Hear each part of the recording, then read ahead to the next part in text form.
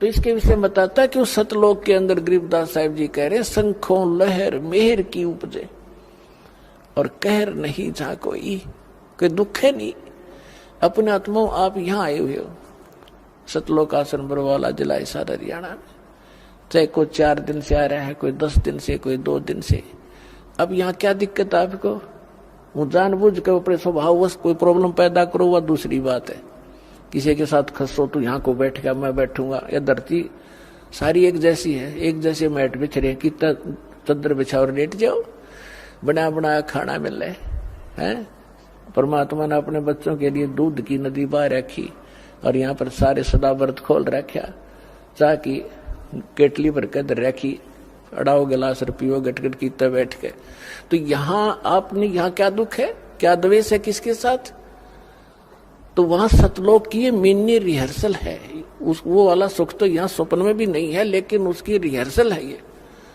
तो जब आप वहां जाओगे, बहुत बड़ा क्षेत्र आपका अपना इंडिविजुअल है।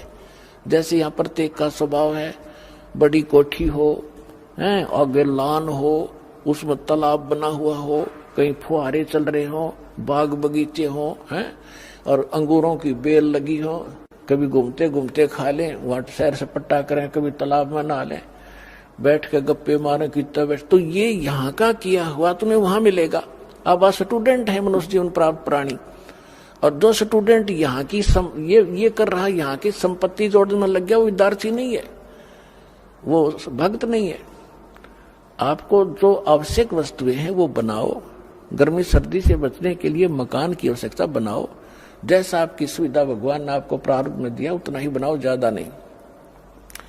आज की वर्तमान की आवश्यकता है मोटरसाइकिल, कार है, व्हीकल है, ये भी ले लो, कोई बड़ी बात नहीं। और आप देख लेना, विश्वास रखना, सच्चे दिल से लगे रहना। जो वर्तमान आधुनिक आवश्यकता है आपकी सारी पूरी करेगा आपको परमात्मा। मोटरसाइकिल वाले को मोटरसाइकिल जरूरत है वो ही देगा, तो आप याद रख लेना। लेकिन सदुपयोग करना, सत्संग के लिए उद्देश्य रखना कि मुझे भगवान कोई व्हीकल दे तो आपकी महिमा सुनने के लिए हम सह परिवार आए, इस तरह की भावना बना के रहना। तो वो जो आवश्यक वस्तुएं हैं आपको यहाँ अवश्य देगा। तो वहां वो सारा सुख वहां सतलोक के अंदर है। तो वहां राग द्वेष आप पर ही बने, कोई अभाव नहीं किसी चीज का। या तो चोर जब करेगा जब उसको भूखा मर रहा होगा, या उसने लोगों की तरह कोठी बनाने की होड़ लगी हुई होगी, तो तब आपकी इस ज्ञान से वृत्ति हटेगी। जो हमारी एक पशु पक्षी जैसी वृत्ति थी, जैसे गोबर का भूंड हमने देखा खेतों में, गोबर का भूंड, ये पहले मनुष्य था जो घना धन जोड़ दिया बैंक में बनाने वाला, फिर वो भूंड बन गया। हमने देखा पशु गोबर कर देते खेतों में, और भूंड और भूंडनी वह दोनों पति पत्नी उस गोबर ने इकट्ठा करने में सारा दिन लगे रहे, और बना के उसके गोले और बिल में ठोक ले, और उन इकट्ठा करते करते को पशु के पैर के नीचे आकर दोनों मर जा, वो गोबर इकट्ठा करा रह गया। तो हम उसी व्यक्ति के जीव हैं जो भक्ति नहीं करते, इस ज्ञान से परिचित नहीं है। बैंक जोड़ लिया, कोठी बना ले हैं, और पता नहीं के बना कर प्लाट लेकर डाल दो, घोड़े पीछा के हो जाएंगे, कल मृत्यु हो जा, परसों गधा बना कर वहीं घूम रहा होगा उस प्लाटों के अंदर से। तो ये इस ज्ञान से आपको, ये सत्य ज्ञान है, ये गॉड गिवन स्पिरिचुअल नॉलेज है, किसी डूम बाट के गीत नहीं है ये आपका घड़े काम आएंगे। तो इससे आपकी वो जो हवस थी बकवादों की वो खत्म हो जाएगी। तो वो खत्म होगी, घर में बरकत आप देगा। क्यों बीड़ी शराब मांस तम्बाकू हम छुटवाएंगे, वो तो हाथ लान नहीं दे, जो वाहियात का खर्चा था, और शरीर नाशक और भक्ति नाशक। और फिर ब्याह शादी में खर्च नहीं करने देंगे, फिर भक्त नहीं, जे बकवाद करेगा तो फिर पैसा चाहिएगा किस लिए तुमने, किस लिए माया के पीछे भागोगे। और जो आवश्यक वस्तु होगी भगवान आपके आगे रखेगा। जैसे माता पिता बालक के लिए सुबह दूध कटोरा भर के ले बेटा पी, जो अनजान है ले पी, तो ऐसे रखेगा आपके सामने। जब इसके हो जाओगे तुम, अभी तो आप काल की फर्द में बैठे डे हुए, उसकी रजिस्ट्री हो रही है आपकी काल के, ये परमात्मा उससे अपनी फर्द में लेगा, आपको अपने नाम करावेगा, और फिर आपको पार करेगा, आपको भक्ति देगा, मोक्ष देगा, सुख देगा।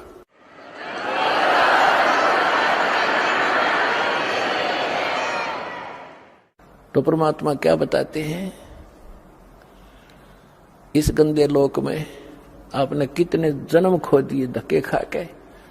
जब आदरणीय नानक साहिब जी को परमात्मा जिंदा महात्मा के रूप में मिले थे, तब कहा था कि 60,000 बल जन्म तो पाया जब से हमसे बिछड़े भाई, 60,000 जन्म तुम पाई। कि जब से आप सतलोक से बिछड़ के आए हो पुण्यात्मा, 60,000 तो अच्छे अच्छे जन्म राजाओं के प्राप्त हो गए तेरे को। अन्य की तो गिनती नहीं कितने दुख उठा लिए। तो यहाँ क्या बताते हैं, उस सूक्ष्म वेद जो परमात्मा ने गरीबदास जी को दिया, उस परमात्मा से प्राप्त ज्ञान को और परमात्मा की महिमा को गरीबदास साहिब जी ने किस प्रकार चित्रार्थ किया है। मन तू चल रहे सुख के सागर, जहां शब्द सिंधु रत्नागर। शब्द सिंधु यानी उस सुख का सागर।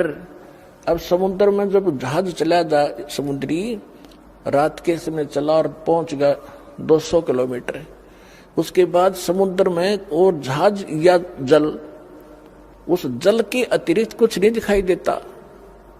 इसी प्रकार सतलोक के अंदर वो सुख ही सुख है, सुख के अतिरिक्त कुछ नहीं है।